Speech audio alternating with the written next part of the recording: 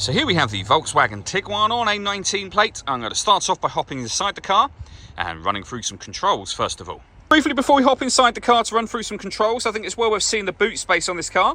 Firstly, you can see you have reversing sensors, plenty of boot space as well.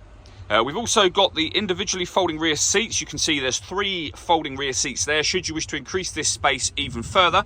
And then this tray section will lift to give you a space saver spare wheel. Okay, now that we're inside the car, we're going to start with the dials. Over on the left hand side we have the rev counter and coolant temperature gauge.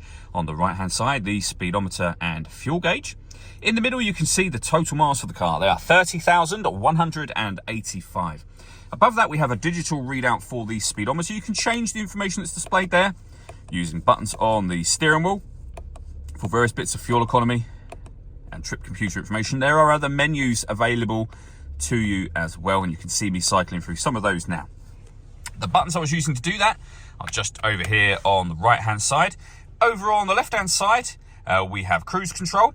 Once you set cruise control you can hit this button just here. This car is able to maintain its own distance between itself and the car in front, both speeding up and slowing down automatically depending on the car in front's speed. We have stereo controls here and here, and the buttons to change the main information I was going through just a moment ago are there on that right hand side. In the center we then have the touchscreen for the car. So we're on the radio menu at the moment. You can see this car's got DAB, FM and AM radio.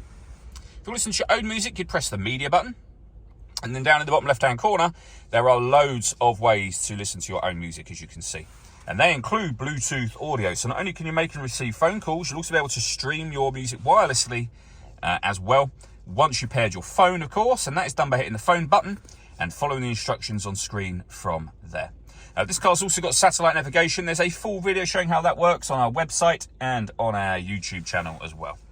Below that, we have dual zone climate control. So you can adjust the passenger temperature, the driver temperature. You can increase and decrease the fan speed. You can determine what direction you'd like the air to be distributed in. The air conditioning is not on at the moment. That button turns it on and it's on when that light shows. You can, if you wish to, hit auto. The car will now maintain the temperatures you've asked for by taking full control of both the fan speed and the direction of the air for you. To override it, make any manual adjustment. You'll see auto has now gone off. You can put it back on your own settings there. Underneath that we have 2 USB inputs, auxiliary input and a 12-volt charging socket. The 6-speed manual gearbox. We have an electronic handbrake with an auto hold function. That button starts and stops the engine.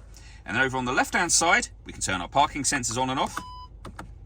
We can turn off our stop and start. This car is designed to cut out when it's stationary in traffic to save you fuel. That system is off when that light shows. And lastly we can turn on and off the autonomous parking. The car will give you instructions up on the screen and then it will do the steering for you to park the car. Again, we've done a couple of videos showing this working and you can find those on our website and on our YouTube channel. All that leaves me to say is thank you for taking the time to watch this video. If you'd like to come and see this ULEZ compliant car for yourself and have a test drive, please feel free to call either of our MJA sites. We'd love to hear from you soon.